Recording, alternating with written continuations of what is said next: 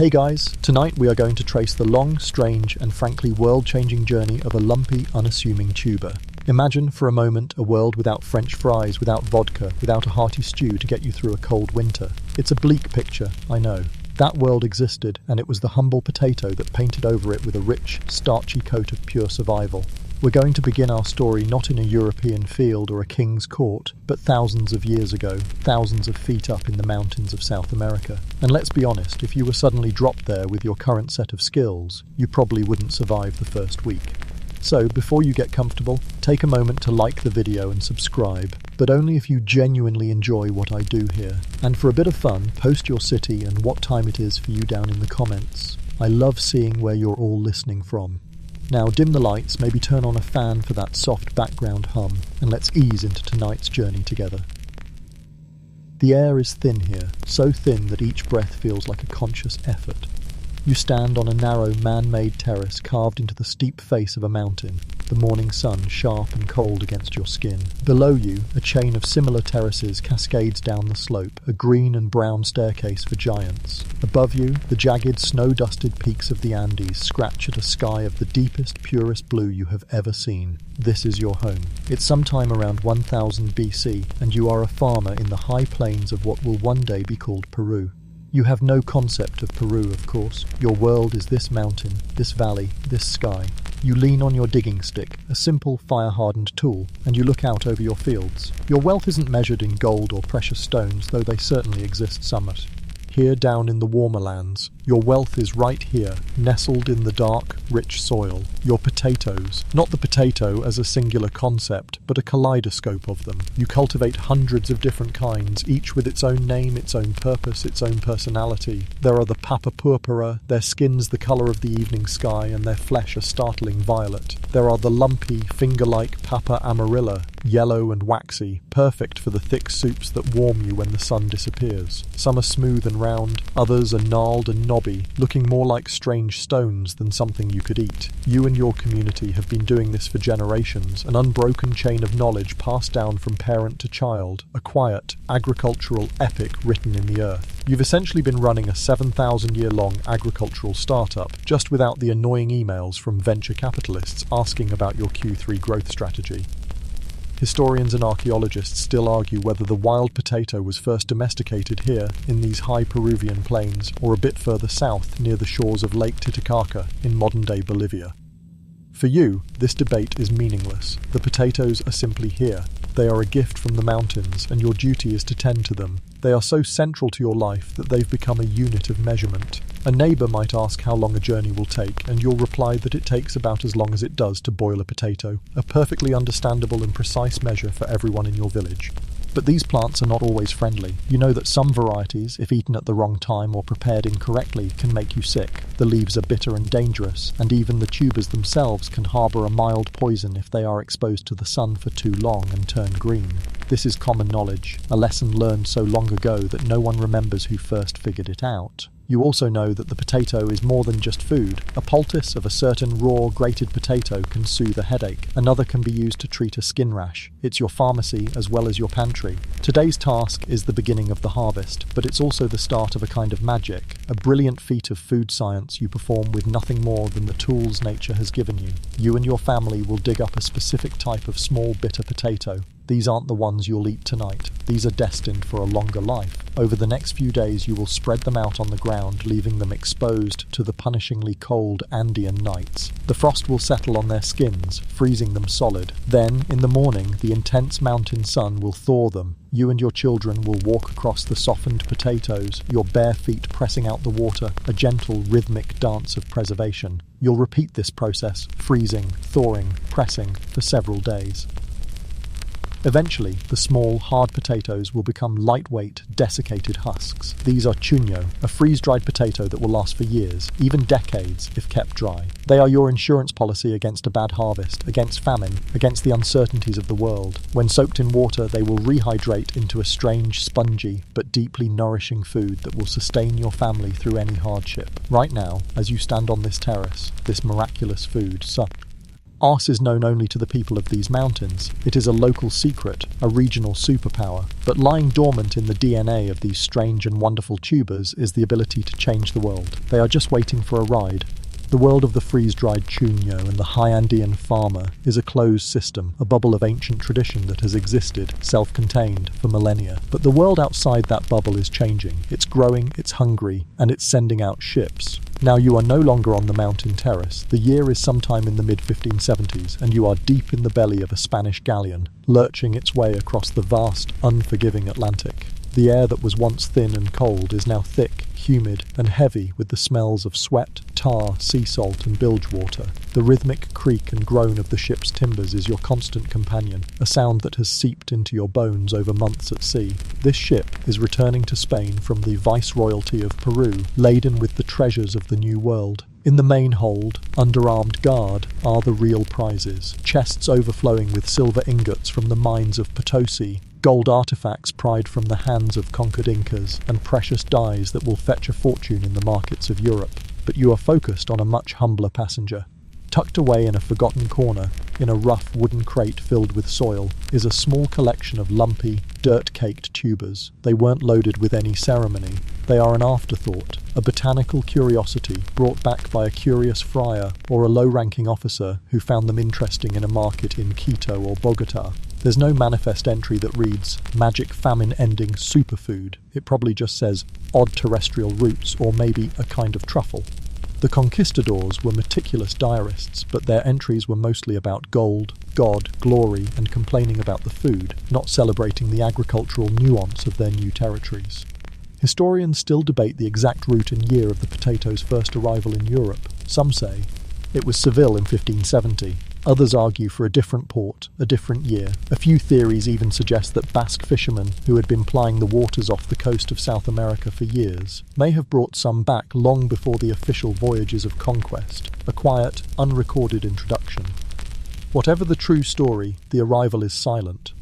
There are no trumpets. When your galleon finally makes port in the bustling, sun-drenched city of Seville, the silver is whisked away to the royal coffers, the dyes to the merchants, and the crate of potatoes, it's likely offloaded with the rest of the general supplies, an anonymous bundle of potential in a sea of chaos. This is where the potato's European journey begins, not with a bang but a shrug. It doesn't land on a farmer's field. Its first documented home in Spain, fascinatingly enough, is a hospital. Records from the Hospital de la Sangre in Seville in 1573 show purchases of potatoes. They were being bought not for some grand agricultural experiment, but likely as a cheap, filling, and slightly exotic food for the sick and the poor. Imagine the hospital's cook scratching his head at these strange, bumpy things from across the sea, probably just boiling them into a bland, watery mush. A truly unglamorous debut. It wasn't a delicacy for the rich, it was sustenance for the destitute. From the hospital, a few tubers make their way into the hands of the curious. You see a physician, a man of science, planting one in his small, walled botanical garden. He's less interested in its taste and more in its classification. Where does this strange plant fit? He watches it sprout, intrigued by the dark green leaves and the small star-shaped flowers that bloom, delicate blossoms of white and pale purple. It's beautiful, in an understated way. He writes letters to his colleagues in Italy and the Low Countries describing this new specimen from the Spanish Indies. News, back then, travelled at the speed of a horse or a very slow ship. A letter could take months, a reply could take a year. This isn't the internet age. This is the age of patience and dusty archives. For now, the potato is an object of mild scientific interest, a novelty. It's an ornamental plant for the gardens of a few wealthy enthusiasts and monks who have the time and space to cultivate curiosities. They trade samples, marvelling at the way the plant reproduces from its tubers, rather than seeds. It's a fun little quirk of nature, a conversation piece. A few brave souls might try eating them, but they're not a hit. They are often compared to the sweet potato, which had arrived a bit earlier and was much more popular due to its sugary taste. Our potato is earthy, bland, and if not stored or cooked correctly, it has a bitter, unpleasant edge. No one is clamouring for more. No one sees the future of Europe buried in these lumpy, misunderstood immigrants. Their true power remains dormant, waiting for the right conditions, the right people, and the right kind of desperation to unlock it. For now, they are just living souvenirs from a world away. From those quiet hospital grounds and monastery gardens you saw in Spain, the potato begins a slow, creeping journey across Europe. It travels not as a food, but as a botanical memo, passed between the continent's tiny community of scientists and dedicated gardeners. You are now in Vienna, or perhaps Leiden, in the study of a man like Carolus Clusius, a famous botanist and one of the most influential gardeners in history. He has received a few tubers from a colleague in Spain, and he treats them with the same reverence a jeweler would afford a rare gem. You watch as he meticulously plants them, charts their growth day by day, and draws their form with breathtaking precision in his notebooks. He sketches the heart-shaped leaves, the delicate five-petaled flowers, and the strange, lumpy tubers themselves, annotating everything in elegant Latin. It is men like Clusius who give the potato its scientific identity. They place it firmly within a family of plants they call Solanaceae, the nightshades. And for the potato's public image, this is an absolute disaster. It's like showing up for your first day at a new school and having everyone find out you're a cousin of the Addams family. The potato's botanical relatives were infamous. The family included belladonna, also known as deadly nightshade, a well-known poison. It included mandrake, a plant steeped in superstition, whose roots were thought to scream when pulled from the earth. And it included henbane, another toxic plant long associated with witchcraft and hallucinogenic brews. The potato had, through no fault of its own, been born into the wrong family. The fact that its cousins were poisonous witches' herbs was all the evidence many people needed to condemn it. This scientific fact, meant to clarify the potato's place in nature, escapes the scholar's study and morphs into something monstrous in the public imagination. You can almost trace the path of the rumour as it travels from town to town. You see a peasant farmer leaning on his hoe, talking to his neighbour over a crumbling stone wall. He hasn't read Clusius's work, of course, but he's heard whispers. He's heard that the lumpy growths are unnatural, that they grow downwards into the dark, the realm of the devil. God's intended food, like wheat and corn, grows upwards towards the heavens. This thing is an inversion, an abomination. It's a devil's apple. The potato, needing a serious PR team it didn't have, was quickly accumulating a reputation as a sinister, malevolent force. The list of ailments blamed on the potato grows with each retelling. You listen in a crowded, smoky tavern as one man swears they cause leprosy, pointing to their lumpy, discoloured skin as proof that they would inflict a similar condition on the eater. Another man insists they cause scrofula, a nasty lymphatic infection. Others whisper of more subtle dangers, sterility in women, rampant and unholy lust in men, and a general state of poverty and laziness. It got so bad in Burgundy that the government officially banned the cultivation of potatoes in 1619, declaring them to be a pernicious substance because too frequent use of them causes the leprosy. Adding to the suspicion was a glaring omission. The potato does not appear in the Bible. For the deeply devout and often deeply superstitious European peasantry, this was a critical piece of evidence. If this tuber was a legitimate food source, a gift from God, surely it would have been mentioned somewhere in the Holy Scriptures. Its absence was proof of its unworthiness, its otherness. It was a foreign interloper with no divine endorsement. Historians still debate how much of this peasant superstition was genuine belief versus a simple, rational distrust of a landowner's unfamiliar new crop. Imagine a local lord, having acquired a few potato plants, trying to convince his tenant farmers to dedicate a field to this strange new vegetable. The farmers, who have been growing wheat and barley for centuries, are being asked to risk their livelihood on an unknown quantity. Declaring the crop to be cursed by God is a much more effective refusal than trying to argue agricultural economics with a feudal lord. Was it a deeply held fear or a convenient excuse? It was likely a murky combination of both. For now, the battle lines are drawn. For the educated elite, the potato is a charming, if slightly odd, ornamental plant for the garden. For a handful of forward-thinking physicians, it's a potential, if unproven, food for the destitute. But for the vast majority of the population, the farmers and peasants you see toiling in the fields, it is an object of fear, disgust, and dark rumour. It's a botanical pariah, a lump of potential poison best left to the botanists and their weird little gardens. It would take a unique kind of desperation to force people to look past the scary stories and finally, reluctantly, take a bite. While the rest of Europe was busy slandering the potato, holding official government hearings on its wickedness, and generally treating it like an unholy rock, a very different story was quietly taking root on a damp, green island to the west. Here, the whispers and rumours you heard in the taverns of Burgundy simply couldn't compete with a much more powerful and persuasive force: hunger. You are now in Ireland at the turn of the 18th century. The air is soft and misty, and the landscape is a 50 shades of green patchwork of rolling hills, peat bogs and stone walls that crumble with age. It's beautiful, yes, but it's also a very difficult place to be a farmer. The social and political realities here are as important as the soil. Most of the land is owned by a small class of Anglo-Irish Protestant landlords, many of whom live absentee lives in England. The vast majority of the population are poor, Catholic tenant farmers, renting tiny plots of land on which to raise their families. Your entire world, if you are one of these farmers, is a scrap of earth, maybe an acre or two, often with soil that is rocky, wet and acidic. Trying to grow enough wheat or oats on this patch of marginal land to both pay the exorbitant rent and feed your family is a mathematical impossibility. Grain crops are finicky. They require good drainage, decent soil and more space than you have.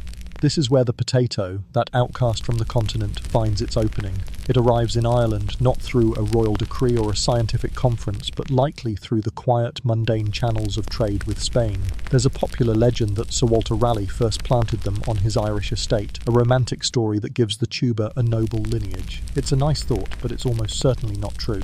The potato's introduction was humbler, and its adoption was driven by pure pragmatite. Some you watch as a farmer, let's call him Seamus, surveys his tiny plot. Last year's oat harvest was meagre, and after the landlord took his share, there was barely enough to survive the winter. But then he acquires a few potato sacks. He learns that the potato doesn't mind the damp Irish weather. In fact, it kind of likes it. It's not fussy about the soil. It will grow in the rocky, boggy ground that would kill a wheat crop.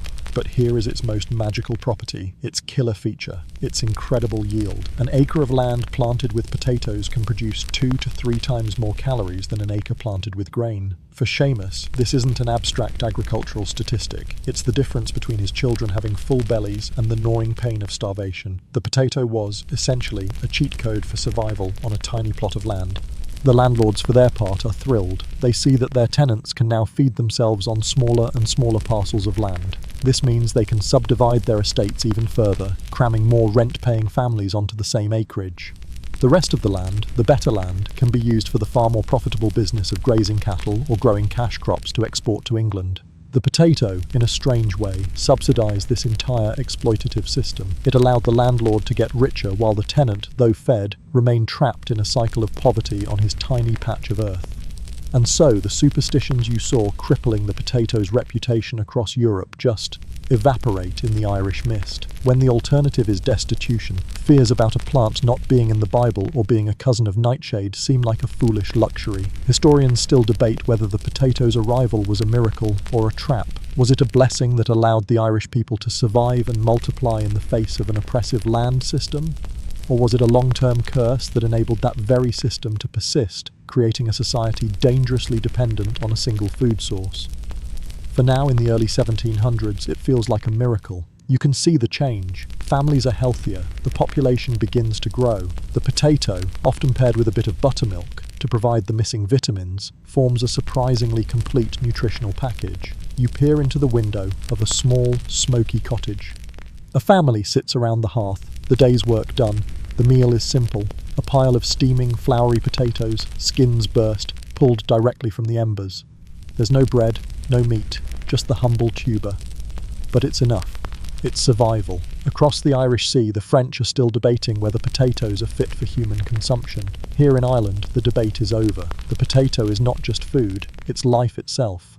If the potato's rise in Ireland was a grassroots movement, a bottom-up adoption driven by the quiet desperation of the common farmer, its journey in the Kingdom of Prussia was the absolute opposite. This was a corporate mandate, a top-down initiative driven by the iron will of a single, very impatient man.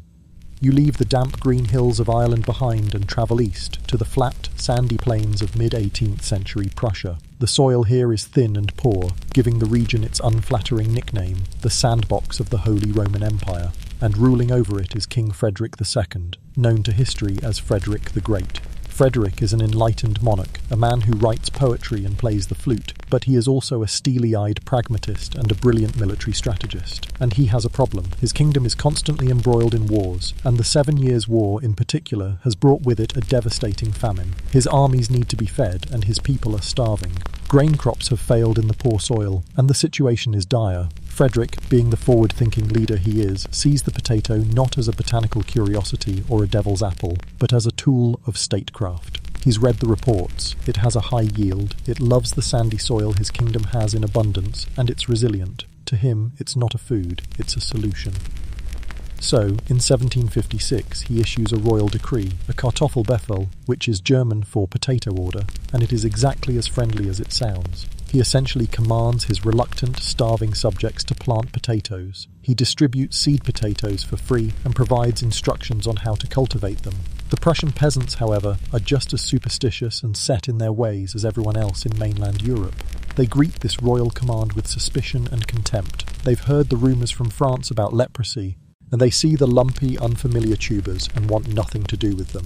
They reportedly complained, "The things have neither smell nor taste, not even the dogs will eat them, so what use are they to us?" You can almost picture Frederick in his palace at Sanssouci reading these reports from the provinces, rolling his eyes in utter exasperation at his stubborn people. His first approach is pure force. He threatens, he cajoles, he sends out officials to enforce his potato order. He even goes on what you might call potato tours, personally riding through the countryside to check on the fields and intimidate obstinate villagers. In one town, he famously threatened to cut off the noses and ears of any peasant who refused to plant potatoes. It was the 18th century equivalent of your boss standing over your shoulder to make sure you use the company's clunky new software. This heavy-handed approach has limited success. You can make a man plant a potato, but you cannot make him eat it. The crop is planted grudgingly and often left to rot in the fields. Frederick realizes that force is a blunt instrument. He needs a new strategy. He needs marketing. And this leads to one of the most brilliant and charming acts of reverse psychology in political history. You are now a peasant living on the outskirts of Berlin. One day, you see that the king has planted a large field of potatoes for the exclusive use of the royal court. This, on its own, is not that strange. What's strange is that he has surrounded the field with his elite royal guards. All day long, they march back and forth with their muskets, making a great show of protecting this crop. It's an impressive, intimidating sight. The message is clear. This is not common food. This is a vegetable of immense value, a delicacy fit only for the king's table. But you and your fellow villagers notice something else. The guards are diligent during the day, but at night their patrols become, well, a bit less thorough. They seem to develop a habit of looking the other way. The unspoken invitation hangs in the air. The king doesn't actually want to guard the potatoes. He wants people to think they are worth guarding. And if they are worth guarding, they are most certainly worth stealing. Soon enough, under the cover of darkness, you and your neighbours are sneaking into the king's field, digging up the precious tubers and taking them home. By making the potatoes seem exclusive and forbidden, Frederick made them desirable. He didn't just give his people food, he gave them the satisfaction of thinking they had outsmarted their king. Historians still debate how much of the potato's success in Prussia was due to these clever psychological tricks versus the sheer force of his royal decrees and the desperation of famine. Was it the clever marketing that won the people over, or did years of war simply leave them with no other choice? In truth, it was likely a combination of the Satan, ick, and the very strange reverse psychology carrot. Whatever the case, it worked. The potato, once scorned, slowly becomes a staple of the Prussian diet. Frederick the Great, through force of will and a touch of genius, has secured his kingdom's food supply. The humble potato has conquered the German sandbox, and in doing so, has helped lay the foundation for a new European power. The wars that forced Frederick the Great to embrace the potato also created the conditions for its greatest champion to emerge, and he would come from the one nation that still viewed the tuber with the most profound and sophisticated disgust of all, France. While Frederick was busy with his royal guards and reverse psychology, you find yourself on a chaotic, smoke-choked battlefield of the 7 Years' War. The air rings with the crack of muskets and the roar of cannons. Amidst the chaos, you meet a young man named Antoine Parmentier. He isn't a soldier charging with a bayonet. He's an army pharmacist, a man of science tasked with the near-impossible job of keeping the French army healthy in the filth and misery of a military campaign. Parmentier is diligent, intelligent, and deeply interested in nutrition and public health. As a pharmacist, he is all too aware of the prevailing medical wisdom of the day. He knows what foods are considered heating or cooling to the blood, and he certainly knows the official position on the potato that it's a coarse, indigestible, fever-inducing food for livestock, a close cousin to poisonous plants, and a suspected cause of all sorts of dreadful diseases. He is a product of his time and his nation, a nation that prided itself on having the most refined palate in the world. Then, the tide of battle turns. You see Parmentier, along with hundreds of his countrymen, captured by the Prussian army. His life as a pharmacist is over, for now. His new life as a prisoner of war is beginning. You follow him as he is marched to a prison camp. The conditions are grim, the future uncertain. And here, in the heart of his enemy's territory, he is reacquainted with the potato on very different terms. His captors, the Prussians, are now following Frederick's orders. They have a surplus of a cheap, hardy and calorie-dense food source pea, perfect for feeding prisoners. Every day the meal is the same: potatoes. Imagine Parmentier's initial horror. He, a Frenchman, is being forced to eat the very thing his country has declared unfit for human consumption. You can almost see the Gallic shrug of despair. He must have expected to fall ill, to waste away from this coarse and peasant-like diet. He's served watery potato soup. He's given a lump of boiled potato. It's a monotonous, bland, and deeply un-French culinary existence. It's not just bad prison food. In his mind, it's poison. This wasn't a meal. It was a punishment on top of a punishment. But as the weeks turn into months, a strange thing happens, or rather a strange thing doesn't happen. Parmentier doesn't get sick, he doesn't develop leprosy or fever. In fact, you watch as he observes himself and his fellow prisoners all subsisting on this potato-only diet, and realizes they are surprisingly healthy.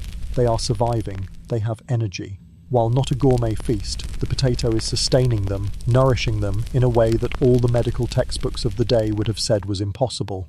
Historians still debate whether the potatoes served in Prussian prisons were a specific, less bitter cultivar that Frederick had promoted, or if sheer, gnawing hunger simply made any potato taste like a feast to the prisoners. For Parmentier, the man of science, this is a profound, life-altering experiment, and he is the primary test subject. Every bland, boiled potato he eats is another piece of data, another crack in the foundation of his preconceived notions. His own survival is the proof that his country, the great and gastronomically proud nation of France, is completely, utterly wrong. He realizes the superstitions are just that, stories. The fears are unfounded. The potato is not a poison, it's a lifesaver, hiding in plain sight. It's like being forced to use a terrible, universally hated piece of software for months, only to realize it actually works perfectly and everyone else is wrong. When the war finally ends and Parmentier is released, he returns to France not as a defeated soldier, but as a convert. He walks out of that Prussian prison with a singular, burning purpose that will define the rest of his life. He has seen the truth with his own eyes and felt it in his own healthy body. He now knows that this humble, maligned tuber holds the key to preventing the famines that so often ravaged his own homeland. You see him, a free man once again, Lou. King back towards the fields of Prussia, and then forward towards the sceptical, bread-loving heart of France. His task is monumental. He must now convince the most food-snobbish nation on earth to eat their vegetables, and he is going to dedicate his life to doing it. After returning from that Prussian prison, a man fired with a holy conviction, Antoine Parmentier quickly learned that his personal testimony wasn't enough to sway his countrymen. This was France, after all. A good story was one thing, but a good meal was something else entirely. He wrote scientific papers. He won an academic prize from the Academy of Peasant for his research proving the potato was a perfectly safe and nutritious food source. The intellectual world was convinced, but the public, from the noble in his chateau to the peasant in his hut, remained stubbornly skeptical. Parmentier realized he couldn't just win a scientific debate. He had to win over the culture, and in 18th century France that meant starting at the very top. He needed to change the potato's image, and for that he would throw a dinner party. You are now an invited guest. The year is 1778, and you hold a crisp invitation to what promises to be one of the more unusual social events of the Parisian season. You arrive at a fine hall, the air shimmering with candlelight reflecting off polished silver and crystal glasses. The most influential figures of the age are gathered here, their silk coats and powdered wigs a vibrant sea of status and intellect. You see the towering figure of modern chemistry, Antoine Lavoisier, chatting animatedly in a corner. Over by the window, you spot the famously clever and universally admired American ambassador, Benjamin Franklin, observing the scene with a wry, knowing smile. This isn't just a dinner, it's a carefully curated guest list of 18th century influencers, and Parmentier is about to launch his product. Parmentier himself moves through the crowd, a perfect host, his face alight with passion and a hint of nervous energy. He welcomes you and the other guests, explaining that tonight's meal is an exploration, a celebration of a humble vegetable with a D's. Deep-lie misunderstood soul. A low murmur of intrigue ripples through the room. Then, the first course is served. It is a velvety, creamy, and utterly delicious soup. As you take your first spoonful, a wave of approval washes over the dining room. It is only after the bowls are nearly empty that Parmentier stands and reveals, with a theatrical flourish, that the soup's base ingredient was the common potato. Gasps, chuckles, and looks of genuine surprise follow. The hook has been set.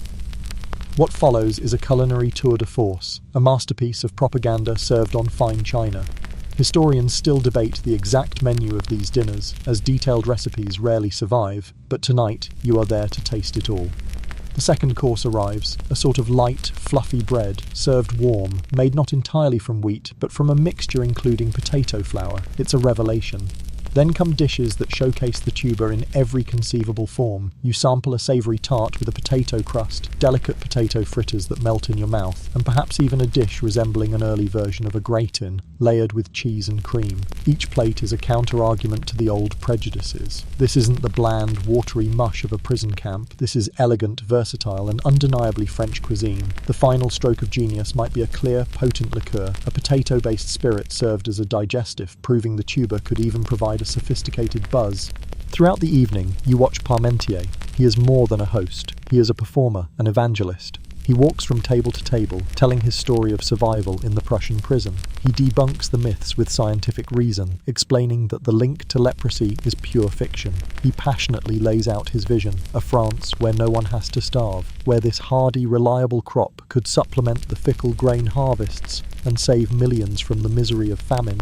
He's not just serving food, he is serving an idea, garnished with wit and charm. You can see the minds of the guests changing in real time. Benjamin Franklin nods in approval. Lavoisier discusses the chemical composition of starch with his table mates. They are not just eating, they are believing. By the time the evening ends, the atmosphere is electric.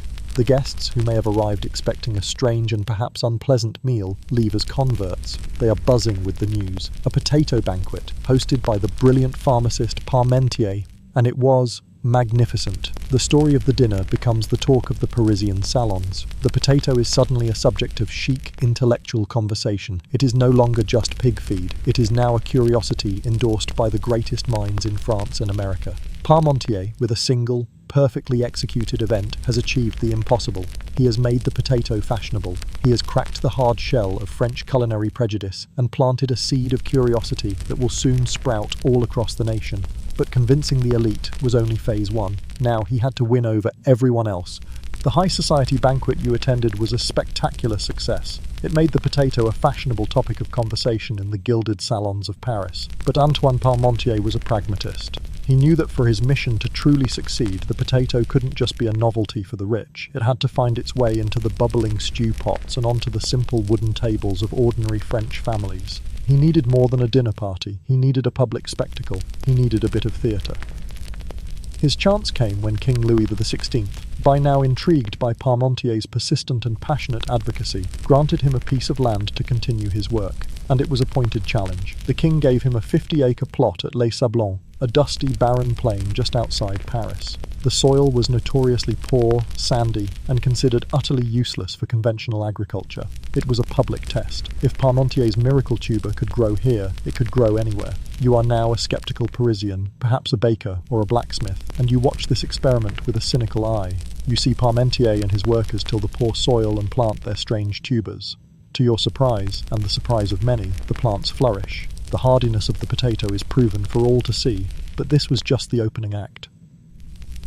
One morning, as you travel the road past the field, you see something astonishing. The entire potato patch is now surrounded by armed guards.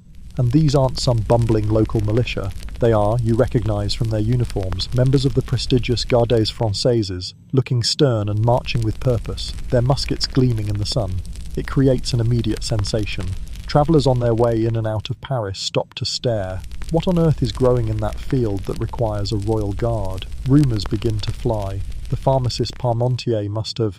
He cultivated a crop of immense, unprecedented value. It must be a delicacy reserved for the king himself. Now, historians still debate whether Parmentier conceived of this idea independently, or if he was consciously and cleverly copying the famous tactic used by his former captor Frederick the Great in Prussia. You can almost imagine Parmentier remembering his time as a prisoner, allowing himself a small, private smile. He had seen firsthand how effective this little piece of theatre could be. He knew that the surest way to make a man want something is to tell him he cannot have it. He was taking a brilliant piece of Prussian psychology and deploying it right in the heart of France. The daily spectacle of the guards creates exactly the buzz Parmentier was hoping for. All day people talk, they speculate. The potato is no longer just a weird root vegetable, it's a mystery, a treasure. And then comes the masterstroke. As dusk falls, the guards, in a conspicuous and highly organised fashion, march away. The field, which had been so impressively protected just moments before, is now left completely unguarded, sitting silently under the moonlight. The invitation is unspoken, but it is crystal clear to every person who has watched the performance all day. That night you see shadows moving in the dark. You might even be one of them. The people of the nearby villages, their curiosity now boiling over into acquisitive desire, creep into the field with sacks. The fear of leprosy, so potent just weeks before, has been completely replaced by the thrill of a heist. You and your neighbours dig frantically in the soft, sandy soil, pulling the tubers from the earth.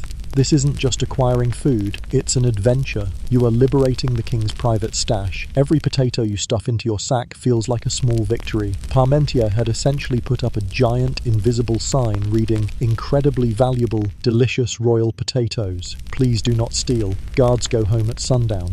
The stunt works more perfectly than he could have ever dreamed. Because the potatoes were obtained through effort and perceived risk, they are treated like the treasure they were advertised to be. People don't just boil them into a tasteless mush, they take care. They cook them properly, roasting them in embers, adding them to soups, and discovering for themselves that the pharmacist was right all along. They are not only safe, they are delicious. The news spreads, not from a scientific journal, but from neighbour to neighbour, the most trusted source of all. Parmentier, through a masterful understanding of human nature, had turned public opinion by making the public the heroes of their own discovery. The potato's reputation was being remade, one stolen tuber at a time. The stolen potatoes from the fields at Les Sablons were now a simmering topic of conversation in the markets and kitchens of Paris. The common people had been tricked into giving the tuber a try, and to their surprise, they liked it. But Antoine Parmentier, master strategist that he was, knew he needed one final, decisive blow to cement the potato's victory over French prejudice. He needed to take his campaign to the very epicenter of taste, fashion, and influence in the entire Western world, the glittering, opulent court of Versailles. If the potato could make it here, it could make it anywhere. You are now an observer within the gilded halls of the palace. The air is thick with the scent of beeswax, expensive perfume, and intrigue. Courtiers drift through rooms of breathtaking splendor, their movements dictated by a complex and rigid etiquette. Every glance, every gesture, every whispered word has meaning. It is into this high-stakes environment that Parmentier, the humble pharmacist, brings his final offering. He has secured an audience with King Louis XVI and his queen, Marie Antoinette. You watch as Parmentier is announced. He walks forward, bowing low.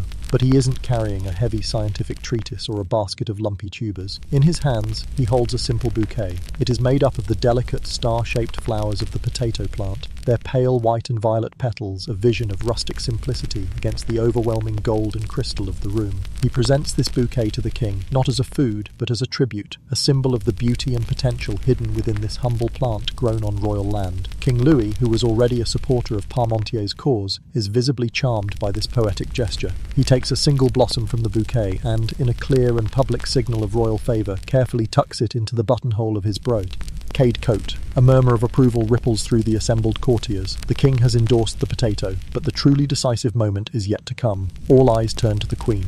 Marie Antoinette, the undisputed trendsetter of Europe, whose every fashion choice was scrutinized, copied, and reported on across the continent, takes the bouquet from her husband. She examines the simple flowers for a moment. Then, with a smile, she begins to weave them into her famously elaborate and towering hairstyle. This is the masterstroke. It is a moment of pure PR genius, the 18th century equivalent of the world's biggest celebrity posting a product to their millions of followers.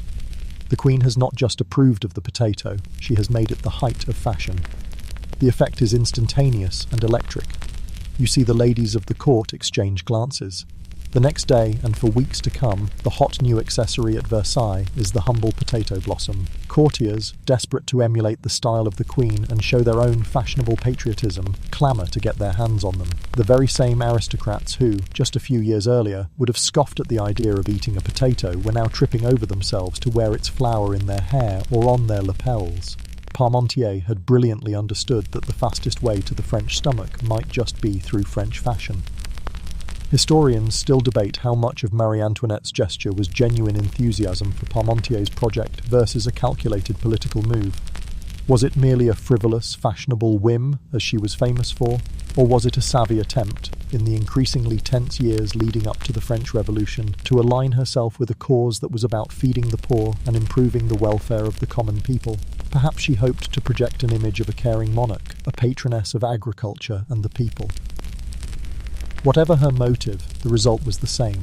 The potato's rebranding was complete. It had been endorsed by the nation's greatest scientists, discover, ed by the common people through a clever heist, and now it had been given the ultimate seal of approval by the king and queen themselves. The potato was no longer pig feed. It wasn't the devil's apple. It was a chic, patriotic, and royal-approved symbol of French ingenuity.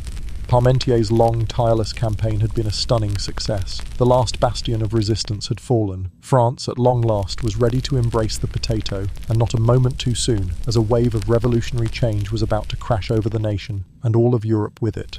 The potato blossom may have been the hottest accessory in the final glittering years of the court of Versailles, but the tuber itself was about to take on a far more important and infinitely less glamorous role.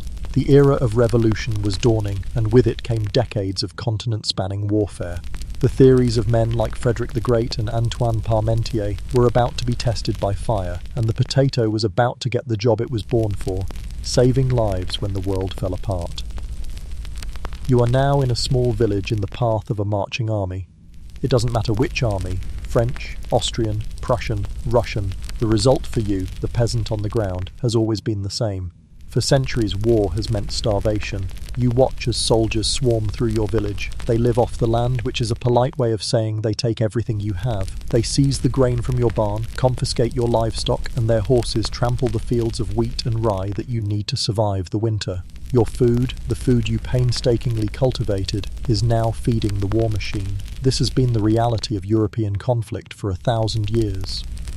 But now, something is different. After the army has passed through, leaving a trail of disruption in its wake, you and your family go out to a muddy, unassuming patch of earth behind your cottage. You take up your spades and you begin to dig. And there, nestled safely in the cool, dark soil, are your potatoes. An army on the move can't afford to spend days digging up hundreds of small fields. They can burn a field of ripe wheat in an hour, but they cannot easily destroy a crop that is hidden underground. The potato, in its humble genius, was an invasion-proof food source. This single, simple fact would change the relationship between war and civilian survival forever.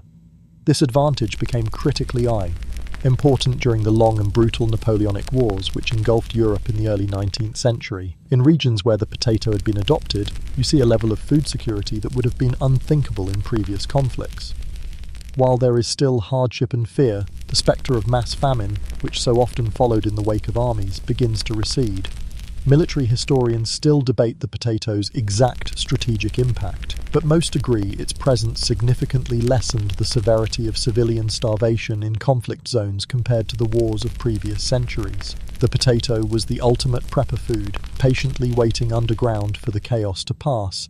Even the armies themselves, institutions not known for their rapid adoption of new ideas, started to catch on. You might see a shrewd quartermaster in Napoleon's army, realizing that his soldiers fight better on full stomachs, organizing the planting of potato fields near garrison towns. This wasn't about culinary preference, it was about logistics. A local, secure, high-yield food source was a massive strategic asset. The potato wasn't just for peasants anymore. It was being integrated into military planning. It was the unsung, starchy hero that fueled the soldiers and kept their families from starving back home. Across Europe, from Spain to Poland, the story repeats itself. The constant upheaval and the disruption of traditional agriculture forces communities to turn to the one crop that can be relied upon. The last vestiges of the old superstitions, the fears of leprosy and devilry you saw a few generations ago, are burned away in the crucible of war. Necessity is the mother of adoption. War, ironically, turned out to be the most effective potato promotion campaign of all. It achieved what no royal decree or clever PR stunt could do alone. It made the potato an indispensable part of European life simply by being the last food standing when all else had been destroyed or confiscated. By the end of this tumultuous period, the potato's reputation is fundamentally transformed. It is no longer a curiosity, a scientific puzzle, or a fashion statement. It is, unequivocally, a lifesaver. It has proven its worth on the biggest possible stage, under the most extreme pressure imaginable. The humble tuber from the Andes, once scorned and feared, has become the quiet guardian of the European peasant, the silent partner in their survival. Its place on the dinner table is no longer in question. It has been earned through trial by fire. The great wars and revolutions had forced the potato onto the European table out of sheer, desperate necessity. But surviving on potatoes and actually enjoying them were two entirely different things. The battlefield had made the tuber a staple, but the battle for the kitchen was yet to be won. A quieter, more domestic revolution now had to take place, not in the halls of government or the salons of the elite, but over the simple hearths of millions of ordinary families. This was the crucial final step, learning how to cook the supposed poison. You are now a mother in a small, cosy cottage somewhere in the European countryside in the early 19th century. The Napoleonic Wars are over, but life is still hard. Your family's diet, like that of your neighbours, now leans heavily on the lumpy tubers you grow in your small garden plot. They fill the belly and keep starvation at bay, but you have no ancient, inherited wisdom on how to prepare them. Your grandmother cooked with wheat and rye. You are essentially the first generation of your family to be tasked with making the potato a central part of every meal. There are no online recipe blogs, no celebrity chefs, no cookbooks for you. You are learning through pure, sometimes painful, trial and error. Your first lessons are in what not to do. You quickly learn that a potato that has been left out in the sun, its skin developing a strange green tinge, has a bitter, unpleasant taste that can leave your children with stomach aches. This is your practical, first-hand experience with what scientists would later identify as solanine, a toxic glycoalkaloid that the plant produces as a defense mechanism. Through folk wisdom, you learn to store the tubers in the dark, in a cool cellar or a sack, and to be suspicious of any that look green. You learn that the leaves and the little fruits that sometimes grow on the plant are not for ears. Ting. This knowledge, so basic to us today, was a life-saving discovery, hard-won by countless unknown families. You also have to figure out the simple act of cooking. Some of the early attempts, passed down in cautionary tales, were disastrous. You hear stories of people trying to eat them raw like an apple, only to be met with a hard, starchy and unpleasant mouthful. Worse, some early adopters would boil the potatoes and then, believing all the nutrients had seeped into the water, would throw the tuber away and drink the bitter, toxic liquid, making themselves quite ill and reinforcing the old fears that the plant was inherently poisonous. It was like trying to assemble a complex piece of furniture with no instructions. The potential for getting it completely wrong was huge.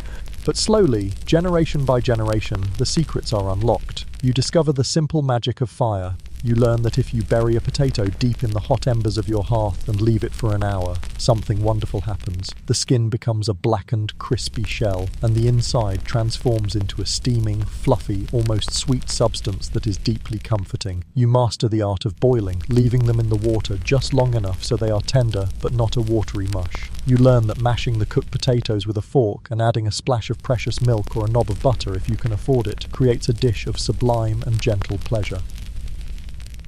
Food historians still debate how quickly this domestic knowledge spread. Was it a slow, organic, word-of-mouth process? A mother in one valley showing her daughter, who then married and moved to the next, carrying the technique with her? Or did the rise of cheap printed cookbooks in the 19th century play a more significant role in standardizing these preparation methods for a newly literate middle class? It was likely a combination of both, a slow trickle of information that eventually became a flood of shared culinary knowledge. Through this process, the potato is domesticated a second time, not in the field, but in the kitchen. It is transformed from a mere survival ration into a beloved food. You learn to slice it thinly and fry it in lard, a precursor to the French fry that would one day conquer the world. You learn to dice it and add it to stews, where it soaks up the flavour of the broth and adds hearty substance. It becomes the foundation of countless comforting regional dishes, the bedrock of a new European peasant cuisine. The journey is complete. The potato is no longer feared, no longer a mere curiosity. It has found its way into the very heart of the European home, a warm and welcome presence. On the dinner table, a testament to the quiet, unrecorded genius of countless home cooks who turned a strange immigrant into one of the family. Now that the potato was not only edible, but had become a comforting, reliable part of the family meal, a quiet and profound mathematical reality began to assert itself across the continent.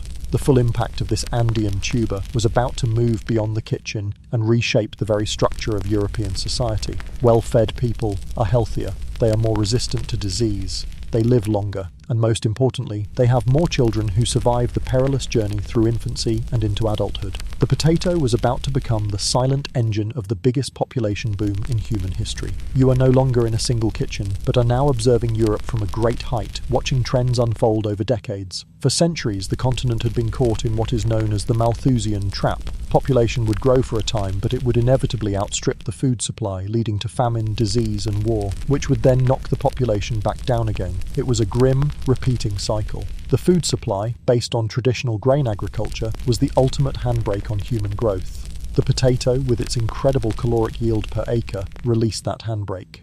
You witness the data as it begins to shift, first slowly in the late 18th century, then accelerating dramatically into the 19th. In the regions of Europe that embrace the potato, from Ireland to the plains of Poland and Russia, population figures begin to climb at a rate never before seen. It's not a single dramatic event, but a slow, powerful tide. A mother, well nourished by potatoes, gives birth to a healthier baby. That child, weaned on mashed potatoes, is more likely to survive childhood illnesses. The family has an abundance of cheap food, meaning they can support more children. This new food source also changed the very economics of starting a family. You see a young couple in the countryside. A generation earlier, they might have had to wait years to marry, delaying until they could inherit a substantial plot of land large enough to grow wheat and support themselves. Now, with the potato, all they need is a tiny cottage with a small garden plot. This single tuber, as one historian noted, lowered the bar for matrimony. This quirky side effect, that the potato may have encouraged people to marry younger and have more children, fed directly into the growing population surge. It was an accidental matchmaker for an entire continent. But this boom creates a new problem. What happens to all these new people? The family farm, even one powered by the high-yield potato, can only be subdivided so many times. You see the result of this pressure. A great migration begins. Millions of people, the so-called surplus population, begin to leave the rural villages of their ancestors and flood into the rapidly expanding towns and cities. They are pushed from the countryside by a lack of land and pulled toward the cities by the promise of work. And it is in these smoky, teeming, chaotic new cities that another, even more famous revolution is kicking into high gear: the Industrial Revolution. The new factories, the cavernous textile mills, the deep and dangerous coal mines, they were all hungry for one essential resource: a massive and massively cheap supply of human labour. And the potato delivered it. The population boom it created in the countryside provided the endless stream of workers that fueled the furnaces of industry. The tuber from the Andes was the unwitting venture capitalist for the factories of Manchester and the coalfields of the Ruhr Valley. Now, economists and historians still debate how much of this explosive growth can be credited solely to the potato. Of course, other factors were at play. Gradual improvements in sanitation and the slow dawn of modern medicine certainly played their part. But there is a strong consensus that the potato was a key catalyst. It provided the sheer caloric energy, the raw fuel of humanity, that made the scale and speed of the Industrial Revolution possible. Without the potato, the population boom would have been slower, and the workforce that built the modern world would have been vastly smaller. You can see the long, invisible line of history. A choice made by a farmer on a high Andean terrace thousands of years ago has led directly to the crowded, noisy energetic streets of 19th century London. The potato hasn't just altered diets, it has fundamentally re-engineered the human landscape, shifting the balance from the country to the city and providing the demographic firepower for the birth of the modern industrial age. It's a quiet, starchy secret, hidden beneath the more famous stories of steam engines and inventors, but it is one of the most important foundations of the world we live in today. The Industrial Revolution, fueled by the sheer caloric power of the potato, created not just a new, sprawling working class, but also a prosperous and confident new middle class. And this new class, born of commerce and industry, was hungry for something more than just survival. They were hungry for status, for sophistication, and for new things to eat. The potato, having successfully fed the masses, was about to undergo its most surprising transformation yet. It was about to climb the social ladder. You are now in one of the great teeming cities of the mid-19th century, perhaps Paris or London. The air is filled with the smoke of coal fires and the noise of iron-shod wheels on cobblestones. And a new kind of establishment is flourishing here, the public restaurant. For the first time, people have a place to go to dine out, to see and be seen, and to experience food as a form of entertainment. At the heart of this new culinary world is the professional chef, a figure who is part craftsman, part artist, and part celebrity. Men like the legendary Antoine Parmentier, Carême and his successors are codifying the rules of what we now call haute cuisine, and they are looking for ingredients that are both versatile and cheap. The potato, abundant and unassuming, is a perfect candidate. It's a blank canvas waiting for a master. In the gleaming copper-pot-filled kitchen of one of these grand new restaurants, you witness the potatoes glow up. It's no longer just being boiled into submission or roasted in ashes. It is being transformed with technique and imagination. The chefs discover that when you boil, mash and enrich potatoes with egg yolk and butter, you can pipe the mixture into elegant little shapes, brush them with egg wash, and bake them into golden brown, bite-sized marvels called pommes duchesse. They are sliced thin and sautéed with onions and parsley to become pommes. Made de terre à la lyonnaise. The potato is being treated with respect, its texture and flavour manipulated to create elegance. It's as if the potato hired a publicist and a style team and was finally ready for its close-up. This is also where you witness the birth of a global superstar. The origins of the French fry are murky and fiercely debated. You might find yourself on the Pont Neuf in Paris, watching a street vendor plunge thin sticks of potato into a vat of hot oil, not once, but twice, creating a crispy on the outside, fluffy on the inside treat that is sold in a paper cone.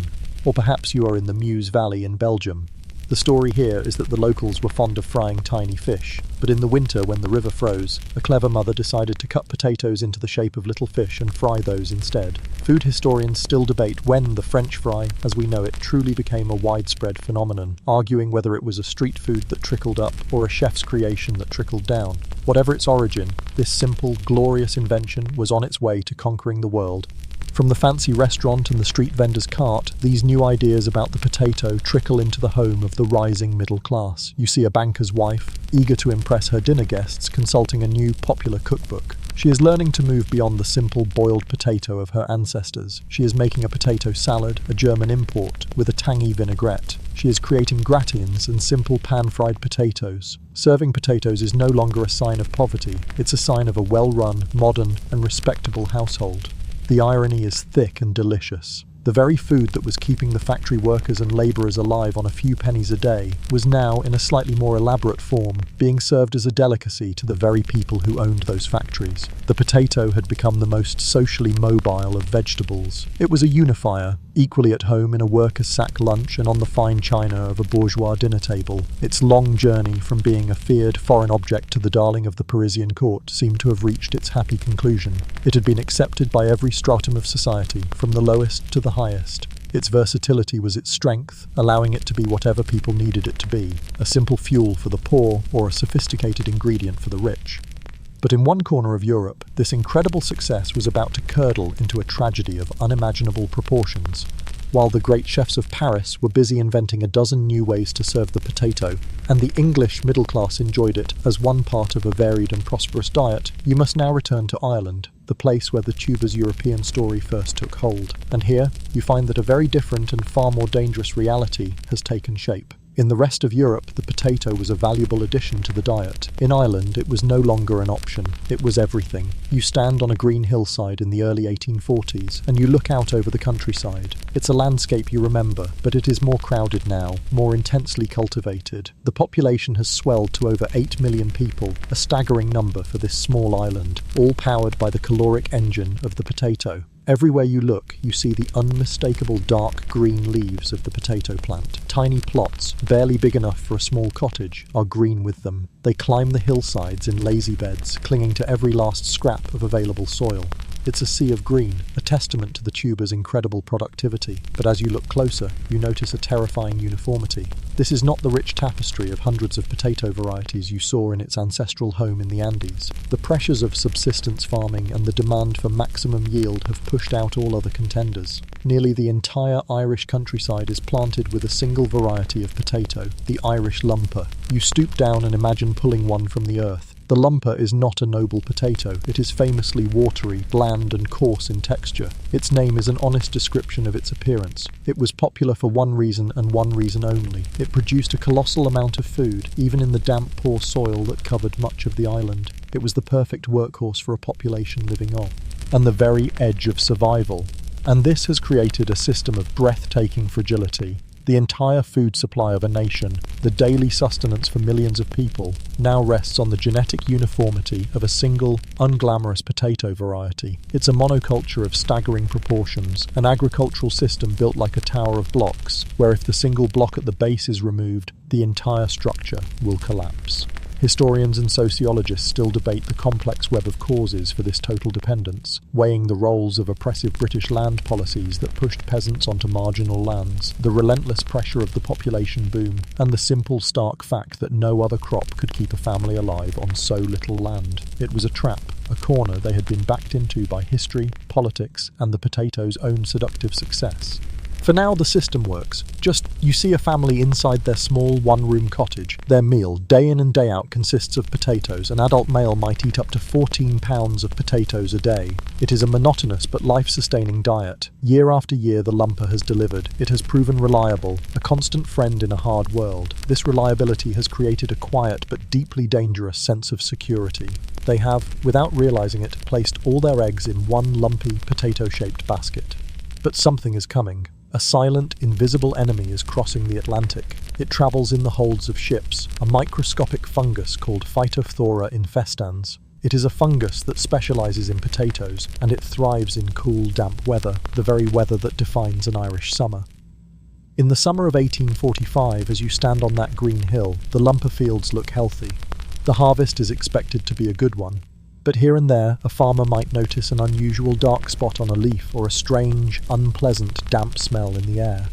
He thinks nothing of it. It is a small, unfamiliar blight, perhaps a sign of too much rain. He has no way of knowing that he is witnessing the first tremor of an earthquake, the first sign of a biological catastrophe that will bring his country and his entire way of life to its knees. The stage is set. The silent, invisible spores are settling on the endless, uniform fields of the lumper. The miracle is about to become a curse.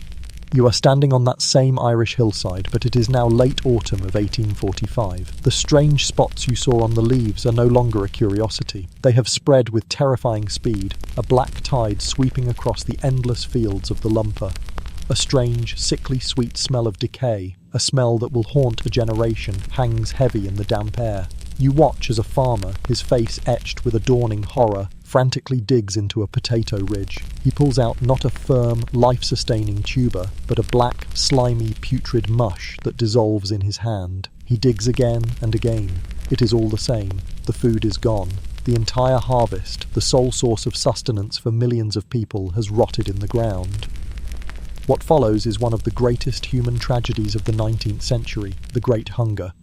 The failure of the potato crop in 1845, and again more severely in 1846 and 1848, creates a catastrophe of almost unimaginable proportions. Over the next few years, you witness a society completely unravel. The failure was agricultural, a plant disease that had struck a vulnerable monoculture, but the famine itself was man-made.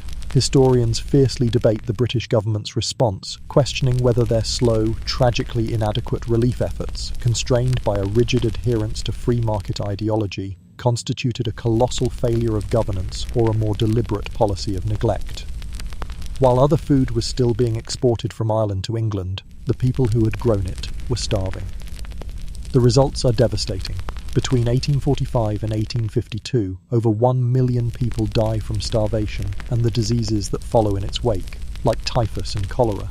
At least another million are forced to emigrate, crowding onto disease-ridden coffin ships to flee to America, Canada and Australia, beginning a diaspora that would change the world. You see the landscape hollowed out, the small cottages empty and crumbling, the silence of a land that has lost nearly a quarter of its people. The lumper potato, the workhorse that had fueled a nation, was abandoned, forever associated with this time of sorrow. It is a terrifying cautionary tale of the profound dangers of over-reliance, and how a biological vulnerability can be magnified into a human catastrophe by politics and poverty.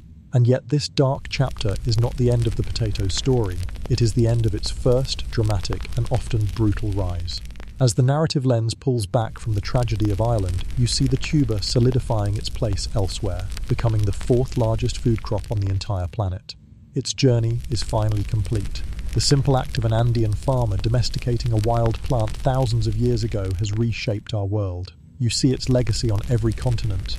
It is the gnocchi of Italy, the vodka of Poland and Russia, the hearty stews of Germany, the crispy papas fritas of its South American homeland, the comforting filling in an Indian masala dosa, and the French fries served in nearly every nation on earth. The potato fed the armies that created the modern map of Europe. It fueled the population boom that provided the workforce for the Industrial Revolution. Its failure in Ireland changed the demographics of the United States. It has been a peasant food and a king's delicacy, a source of fashion and a cause of famine, a symbol of survival and a warning against fragility. It has been a silent actor in the great drama of human history, humble, unassuming, and more influential than almost any emperor or king. It is proof that sometimes the biggest changes come not from the clash of swords or the words of politicians, but from something as simple as a lumpy tuber, patiently waiting in the dark earth. And so the long journey of the humble potato finds its way to a quiet close. The story that began on a cold mountain terrace high in the Andes and journeyed through royal courts and battlefields and bustling cities now settles into a gentle rest. The fields of history are now quiet, the frantic pace of change slowing to a soft and easy rhythm. All the great figures, the farmers and kings, the scientists and the chefs, have played their part, leaving the world forever altered by this simple, starchy gift from the earth. There is nothing left to be done, nothing left to witness, only the gentle, quiet fading of the story into the peaceful darkness that surrounds you now. Let the details drift away like smoke, leaving only the feeling of warmth and comfort, the sense of a long tale told and a journey completed. Let your mind ease away from the fields and the kitchens, and allow yourself to sink softly into the deep and welcoming quiet. There is only the darkness now, soft and safe, and the gentle pull of a deep and dreamless sleep.